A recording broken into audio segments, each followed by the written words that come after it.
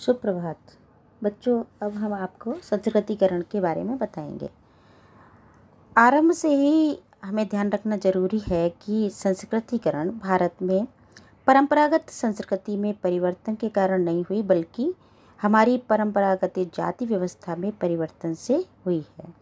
संस्कृतिकरण का यदि तात्पर्य देखें तो संस्कृतिकरण की वह प्रक्रिया है जिसके अंतर्गत निम्न जाति उच्च जाति की सांस्कृतिक विशेषताओं को ग्रहण करके जाति संरचना में अपनी परिस्थिति माने अपनी भूमिका, अपनी स्थान बनाना, ऊंचा उठाने का प्रयत्न करती है। अर्थात कहने का तात्पर्य है कि निम्न जाति के लोग जो उच्च जाति के लोग हैं उन लोगों के जो क्रियाकलाप हैं उनका अनुकरण करते हैं।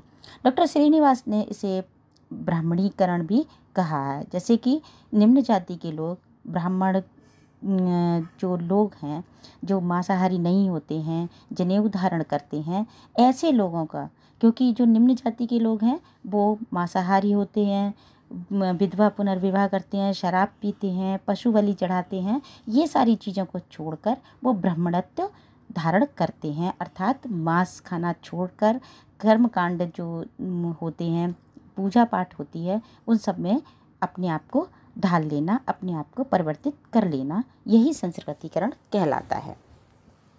संस्कृतिकरण की परिभाषा डॉक्टर श्रीनिवास ने दी है कि संस्कृतिकरण वह प्रक्रिया है जिसके द्वारा कोई भी निम्न हिंदू जाति या जनजाति अपने उच्च किसी जाति के साधारणतया द्विज जातियों के समान ही अपने रीति रिवाज, कर्मकांड, विचारों और जीवन शैली को बदलने लगते हैं। उसी को संस्कृतिकरण कहा जाता है।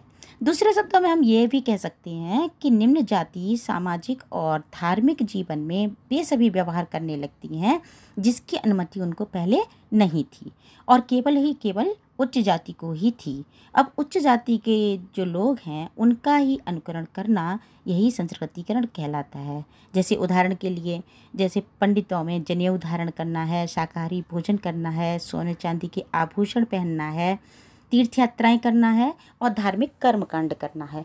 ये धार्मिक कर्मकांड और तीर्थ यात्रा, जनेऊ पहनना, ये सारी चीज़ें जब निम्न जाति के लोग भी आरंभ कर देते हैं करना, तो इसी को संस्कृतिकरण कहा जाता है। संस्कृतिकरण की कुछ विशेषताएं भी हैं। संस्कृतिकरण की पहली विशेषता है कि संस्कृतिकरण वह प्रक्रिया है जिसमें निम्न जाति के लोग अपनी परंपरा को और सामाजिक परिस्थिति को परिवर्तित कर लेते हैं और उसमें सुधार करते हैं। दूसरा है, संस्कृतिकरण कुछ बाहरी दशाओं का परिणाम नहीं है, जब समाज के अंदर ही कुछ ऐसी दशाएं होती हैं जिनमें वो जातियां अपना प्रभाव बना लेती हैं और परिवर्तन ले आती हैं।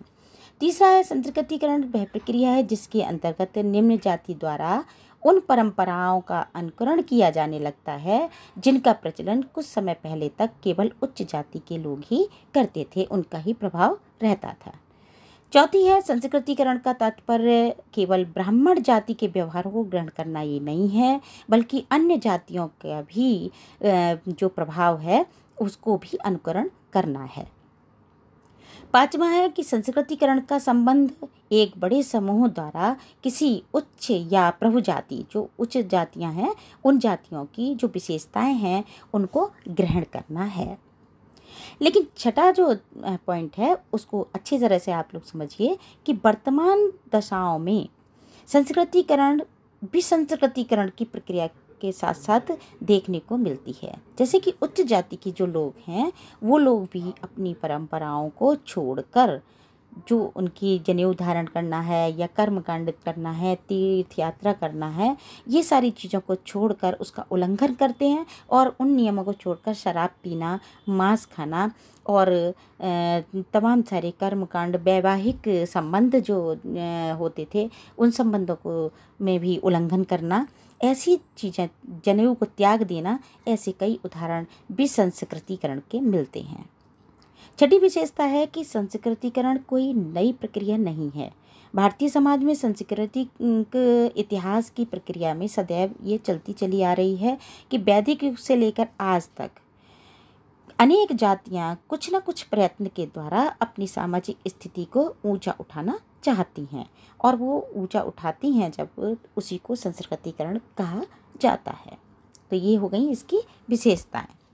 अब हम आपको बताएंगे कि सामाजिक परिवर्तन में संस्कृतिकरण की क्या भूमिका है।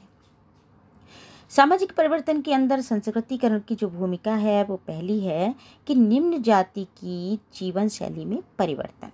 जो निम्न जाति के लोग होते हैं उनकी जीवन शैली में बहुत अधिक परिवर्तन आ जाता है कि आर्थिक परिवर्तन आता है, समाज में रहने का परिवर्तन आ जाता है, धार्मिक आधार से जो वंचित रहते थे उसमें परिवर्तन आ जाता है, निम्न जाति के लोगों को मंदिर में जाने की अनुमति और वो सारी चीज़ें जो उन्होंने धारण कर ली हैं अपने जो कास्ट है उसमें भी उन्होंने परिवर्तन करके और उच्च लोगों के साथ बैठना उठना उनका हुआ है। जातिगत नियमों की कठोरता में कमी और जात की ऊंचा नीचा की जाति की जो कठोरता थी उसमें भी संस्कृतिकरण हो जाने से परिवर्तन हुआ है। समाज की शक्ति संरचना में परिवर्तन। परंपरागत रूप से सभी जातियों का कर्तव्य ब्राह्मणों के प्रभुत्व को स्वीकार करना था। संस्कृतिकरण में वृद्धि होने से उच्च जातियों के अधिकार कम होने लगे और निम्न जातियों को राजनीतिक सामाजिक इन सब में शक्तियाँ बढ़ा दी गईं और उसके बढ़ जाने से जो उच्च जाति के लोगों का एकाधिकार रहता था वो समाप्त होने लगा। अगला है अंतर्जातीय संबंध में परिवर्तन। अंतर्जातीय संबंध में परिवर्तन संस्कृतिकरण के प्रभाव से जैसे जैसे विभिन्न जातियों के बीच संस्कृतिकरण विभेदीकरण कम हो गया उसी से सामाजिक दूरी जो बनी हुई थी, ऊंच नीच की जो भावना बनी हुई थी वो भी कम होने लगी। पांचवा आता है कि स्थानीय गतिशीलता में वृद्धि। अपनी सामाजिक स्थिति को ऊंचा उठाने के लिए निम्न जाति के बहुत से लोग किसी दूसरे गांव, कस्बे, नगर में जाकर रहने लगे और उसमें जाकर उनको अधिक अच्छा समझा जाने लगा और लोगों में उनका स्थान बनने लगा और उनकी आर्थिक स्थिति सुधरने लगी और धीरे धीरे करके उनका परिवर्तन होने लगा। छठा है विसंस्कृतिकरण में वृद्धि।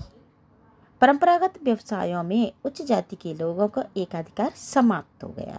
अब ब्राह्मण, क्षत्रिय, वैश्य ये लोग भी चमड़े का काम करने लगे, शराब का काम करने लगे, बीड़ी बनाने का काम करने लगे, कपड़े धोने की लॉन्ड्रियाँ खुलने लगी। उच्च जाति के लोग निम्न जाति के लोगों के व्यवसाय जो थे उनको इंडस्ट्रियल एरिया में जो व्यवसाय बड़े बड़े व्यवसाय थे, कबाड़े का काम करना, ये उच्च जाति के लोग भी करने लगे। इसे कहा गया विसंस्कृतिकरण में वृद्धि।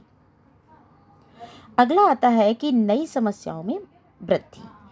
संस्कृतिकरण के प्रभाव से समाज में अनेक नई समस्याएं पैदा हुई, जैसे उच्च जातियों द्वारा निम्न जातियों में अपनी जीवन शैली में परिवर्तन करने का रोका जाना। इसके गांव में अंतर्जातीय तनाव, संघर्ष, ऐसे निम्न जातियों द्वारा उच्च जातियों की तरह कर्मकांडों का पालन करने, रूढ़िगत व्यवहारों में वृद्धि होने लगना, ये सारी चीज़ें, बाल विवाह और दहेज जैसी बुराइयां पैदा होने लगी निम्न जातियों में जो होती थी। वो निम्न जातियों के लोग नगर में जाकर अपनी स्थिति को ऊंचा उठाने लगे। वे पुनः गांव में लौटकर खेती या अपने परंपरागत व्यवसाय को करना नहीं चाहते थे। इससे अनेक जातियों में बेरोजगारी फैलने लगी। सभी ने जब एक स्थान पर जाना प्रारंभ किया, एक तरफ कार्य करना प्रारंभ किया, अब कोई छोटा कार्य नहीं करेगा, वो उसकी तरह हो गया है या उसका स्तर ऊंचा हो चुका है। तो ऐसा जो प्रारंभ हो गया कार्य, उसमें बहुत सारी समस्याओं ने भी अपना स्वरूप बनाना प्रारंभ कर दिया। अब हम आपको बताएंगे कि धर्मनिरपेक्षता क्या है।